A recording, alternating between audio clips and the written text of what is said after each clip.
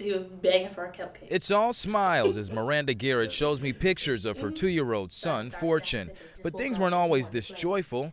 This little boy with a big grin was abused by a daycare worker. The daycare lady husband beat him.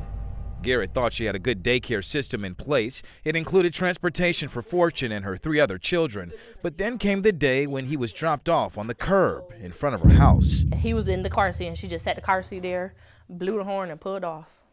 Garrett brought her son inside. Her motherly instincts told her something was wrong. We noticed like Fortune had a black eye. He couldn't open up his eye. Fortune was rushed to the hospital.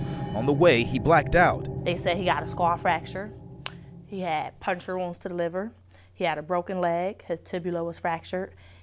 And he had to see an ophthalmologist. He was in the hospital 3 months. Fortune's story is just one of many. This past September, Eric Higdon, the son of a daycare worker, was arrested for sexual abuse. There were 4 alleged victims, all under the age of 5. This case was sent to a grand jury. Chief Deputy Randy Christian says in recent years, more people are reporting child abuse. I think in the past, you had a lot of these poor children that were swept under the rug, never got the help that they needed. The offenders were never brought to justice. And the good news is we're seeing that now. The good news is we have a system in place where we can help these children restore their lives.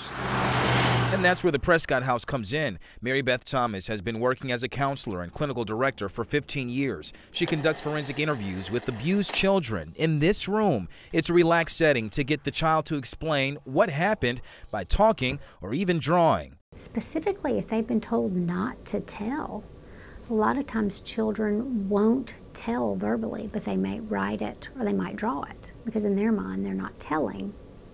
They're still communicating it, but they're not telling what happened. And it's a challenging task. The counselors have to be cautious not to traumatize the child again.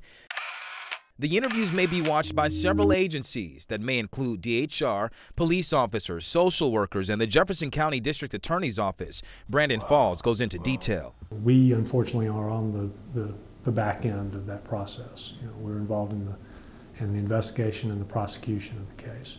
The DA reviews the evidence and determines if the suspect should be charged, and if so, what charges they should face. No one wants to believe that an adult would do something terrible to a child. No one wants to believe that. And that's what makes our job tougher. But no job is tougher than being the parent of a victimized child. Fortune is now 2 years old. He has nightmares and scars from the incident. He has to see a counselor every week. For Garrett, seeing the ongoing suffering takes a toll. What would you want to say to the person that did it, that actually put his hands on your child? I don't have nothing to say to him. I wouldn't even want to look at him. I don't have nothing to say to him. I don't know, like if I was to see him in person, I don't know what would come out my mouth, how my anger would be, like my temper. Like, I don't know. It hasn't happened yet. I haven't seen him. Cory McGinnis, ABC 3340.